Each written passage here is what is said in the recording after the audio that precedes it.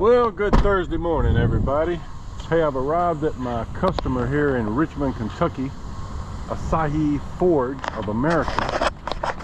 And my work instructions say they begin receiving at 7 a.m.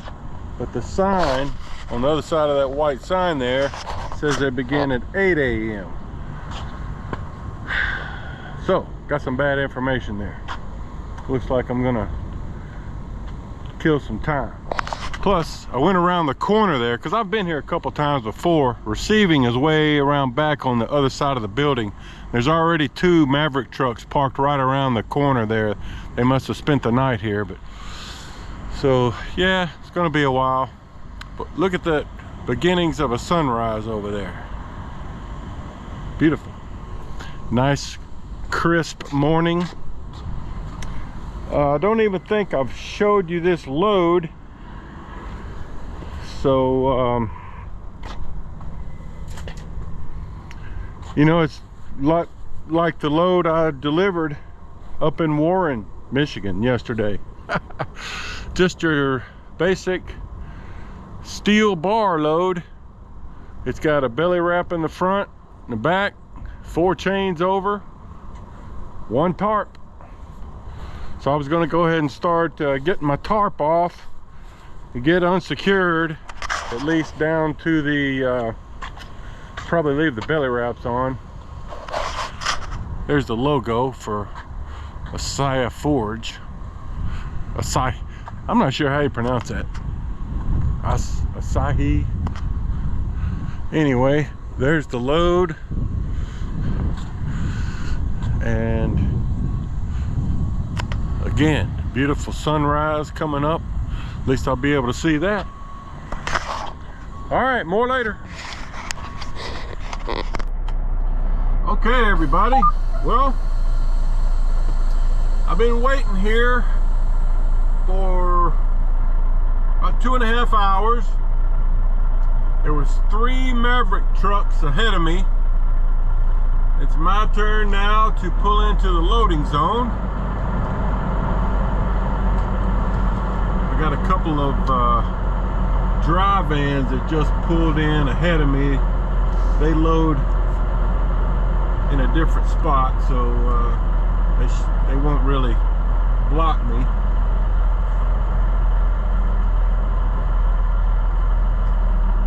But the way it works here is up ahead of this forklift driver, you'll see a painted spot. That's where I'm supposed to park the trailer, get unloaded, and then you kind of circle around to the right to exit.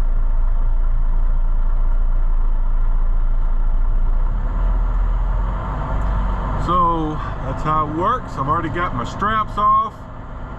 I'm gonna get out and give the unloader my paperwork.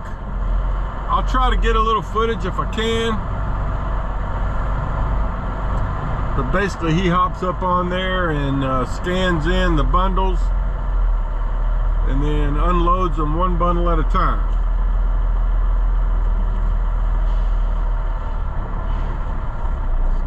All right, more later.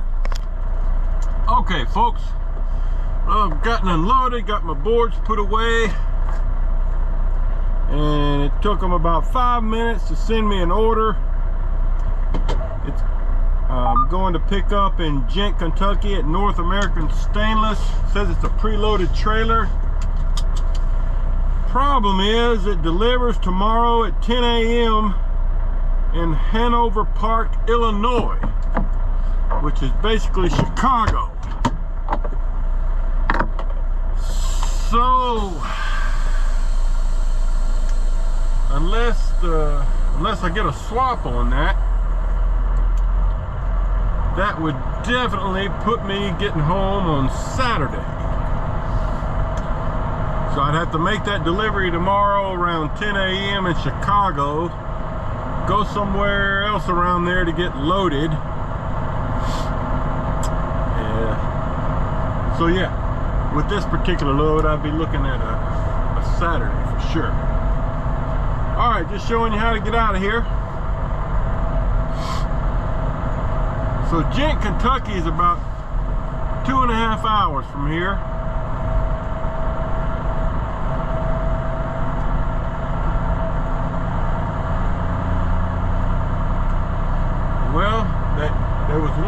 Maverick driver behind me, he's getting unloaded now. I guess we all showed up right at beginning unload time.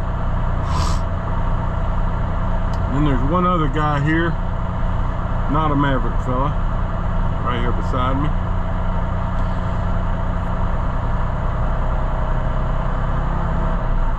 Well, 0.3 miles ahead, turn right on. I was sure hoping I would get a load going to heck, out of Gent, Kentucky. I've gotten loads going to Little Rock, Northwest Arkansas, Oklahoma. Yeah, that'd have been the right direction.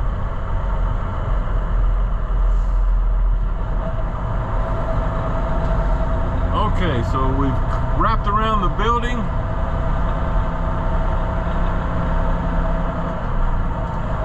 All you got to do now is take this driveway down out to the little road,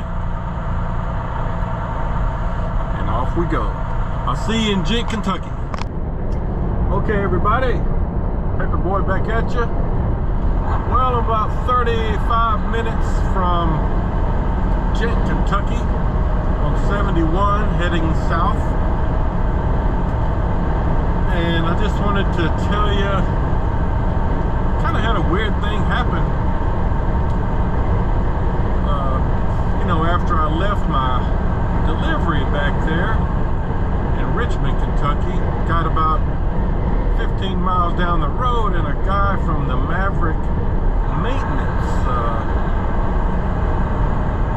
coordinator, I think he taught himself, I don't remember his name, I'm sorry, but he said he was getting a reading there that like I think he said 3 or 4 of my tires on my truck were setting off the sensors for low tire pressure. And I said, well, I mean, I haven't noticed any problems. You know, your tires do that sometimes. It's been a while since I've experienced that, but I have had it happen at least a couple of times where, you know, when it's real cold outside, the sensors would go off and warn you that you have low tire pressure. But then after you drive a few miles and the tires warm up, you know, it goes away. So, but you don't want to ignore those things, because it could mean you have a tire leak. I would doubt that, seeing as how he's getting readings for multiple tires. But anyway, I stopped at a rest area shortly after that, got out and checked them all, and they all look fine. I mean, they may be a little low on pressure, but they don't even look like they're low on pressure. So I don't know what to think of that. It's even warmer today than it has been, I'd say, the last couple of days. So I don't really know why they would be showing low pressure because of the low temperatures at this point when they haven't gone off yet. And usually they go off, you know, you've got a sensor on your dash, you know, that'll tell you, you know, that a certain tire is showing low pressure, and I haven't had anything like that go off.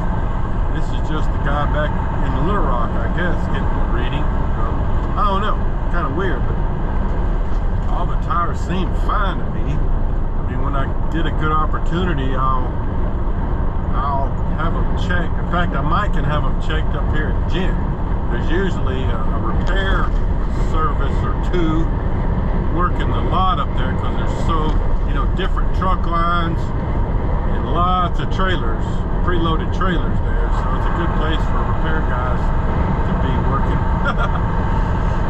And you know, talking about home time a little bit more from that topic that I was discussing earlier in the week. You know, I mentioned that this load I'm picking up in Gent delivers tomorrow at 10 a.m. up near Chicago.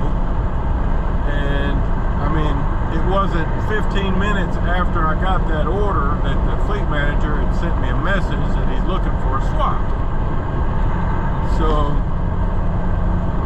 you know, that's just the fleet manager doing his job. You know, I didn't call in, I didn't send in a message saying, oh, you know, I can't get home with this load, or complaining or anything. It's just that that's how Maverick's fleet managers are set up to operate, you know. In fact, when you start the week, you know, when you start your clock at the beginning of every week, you know, probably within an hour after you've hit the road, you'll get a message saying that your scheduled, your next scheduled arrival back at home is, you know, whatever date. And usually they put it in as like 11:59 p.m. on Friday night.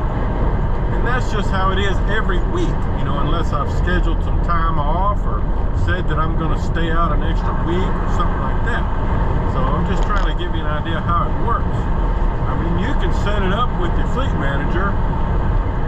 You know, if you want to stay out for 2 or 3 or 4 weeks at a time, that's certainly doable. But most people are on a schedule, you know, where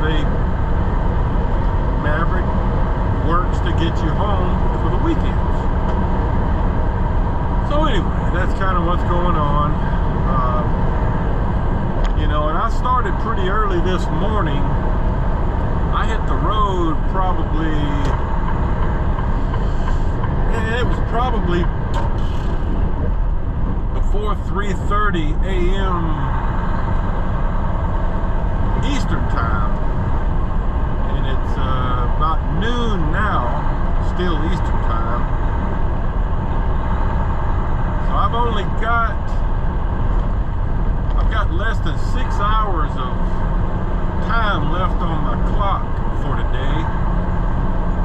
You know, I used most of my 3-hour work time window back there at that delivery because, well, there was several of us there to get unloaded, plus we were all there an hour earlier than they actually start receiving. So, you know, all my work time is gone.